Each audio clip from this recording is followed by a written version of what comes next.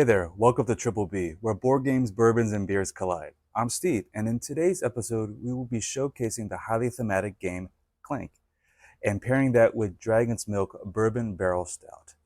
Clank, by Renegade Games and Dire Wolf Digital, and designed by Paul Dennen, is set in a fantasy world where players take on the roles of adventurers, or actually, maybe they're more like thieves.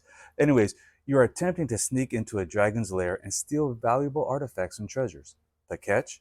The dragon is not pleased with you and the other thieves intruding on her turf, and you'll have to be quick and quiet, or you'll end up making too much noise, or what the game calls clank, and potentially get attacked by the dragon throughout the game.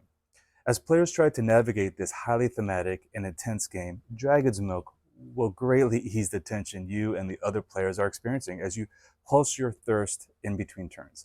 Luckily, there is a measure of humor in the game that can assist you as well, but I'll leave that up to you to explore on your own. Dragon's Milk Bourbon Barrel Stout is a renowned and flavorful craft beer produced by New Holland Brewing Company, a brewery based in Holland, Michigan.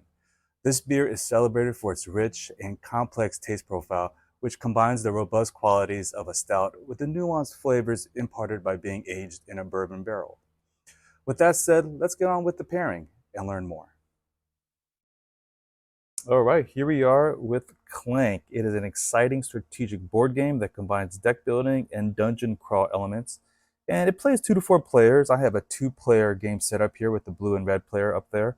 The game board represents the dragon's lair. The top portion above that green grass line is the castle area, which is above ground, and below ground, the depths is the dungeon area there below the green grass line. Players are represented by these colored meeples here, the blue and the green, the blue and the red meeple there.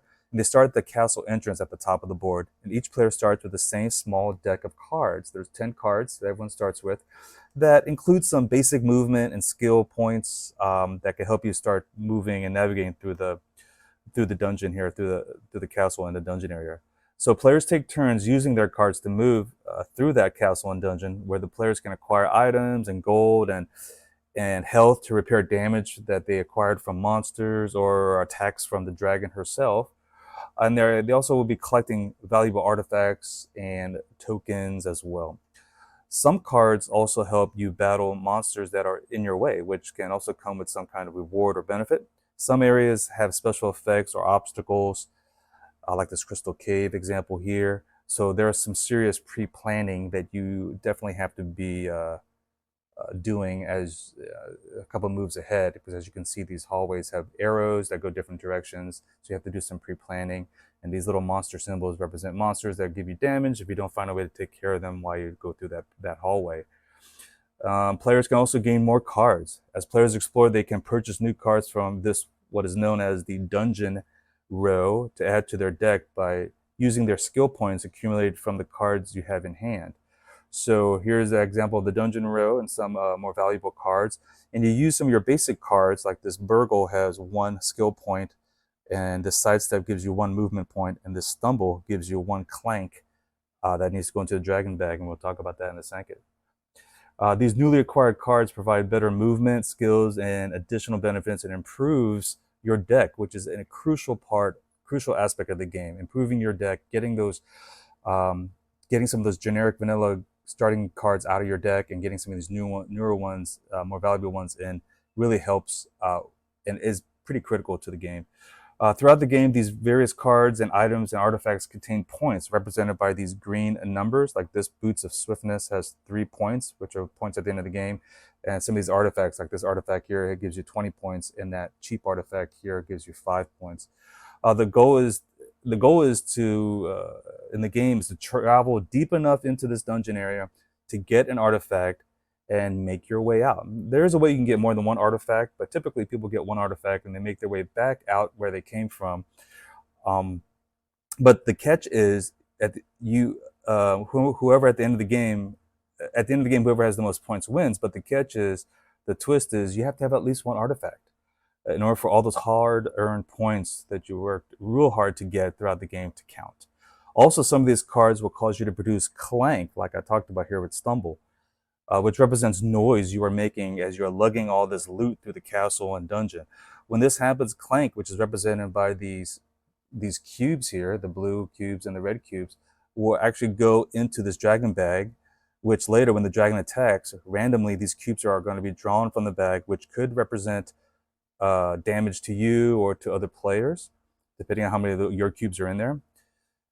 If you ever get this area here, this health meter here, this red player has 2 cubes. If you ever get that all the way to the right to where that skull is, you are knocked out by the dragon. And depending on if you're knocked out above that green line in the castle or below that green line in the dungeon, will determine if you get to keep all those hard-earned accumulated points that you've accumulated throughout the game. Regardless, though, once you are out, you are done until the other players finish.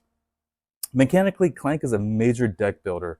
Heck, it even says deck building adventure on the box cover, but it's also a huge press your luck mechanism in the game.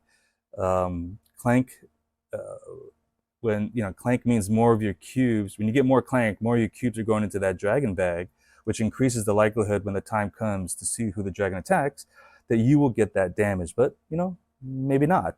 It just increases the likelihood, and so you really press your luck with that. And you can also press your luck on how far deep into the dungeon you want to go. Do you want to go deep enough just to get this cheap artifact and hurry on out, triggering the end game, and all the other players have to hurry up and get out themselves? Will they get out in time to with an artifact, or an artifact that's more expensive than the one that you got, along with more points from other items and cards? So there's definitely some press your luck there. There is also a little take that mechanic in the game as well. Someone could end up sniping one of these valuable cards that show up on this dungeon road that gets replenished as cards are taken. Someone can end up grabbing a card that you've been eyeing and you wanted to get during your next turn. These mechanics truly are the foundation to why this game is so much fun.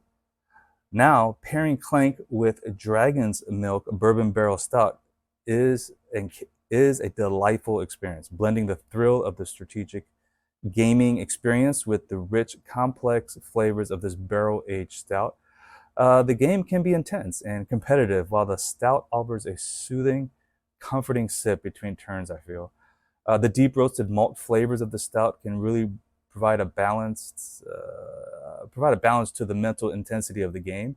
It's a beer that's meant to be savored slowly, making it a perfect choice for those who appreciate bold and complex brews.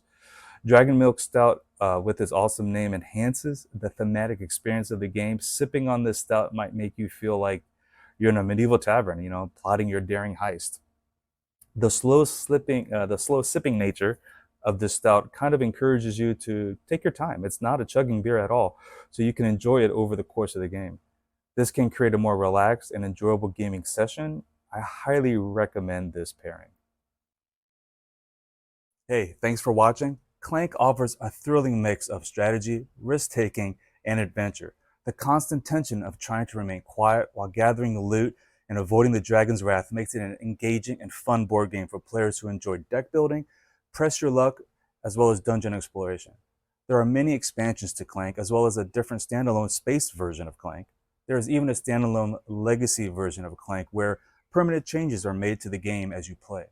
And there is Clank Catacombs, which is a standalone version of the game where the dungeon map is different in every game because the map is created and explored through the use of dungeon tiles as you play. And remember to explore Clank with Dragon's Milk. Overall, Dragon's Milk Bourbon Barrel Stout is a celebrated and beloved beer in the craft beer community, known for its depth and flavor and the artistry of its barrel aging process.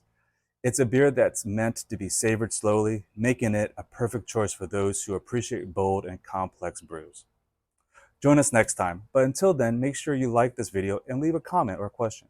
Also, like and follow us on Facebook and subscribe to our YouTube channel. It would really help us out.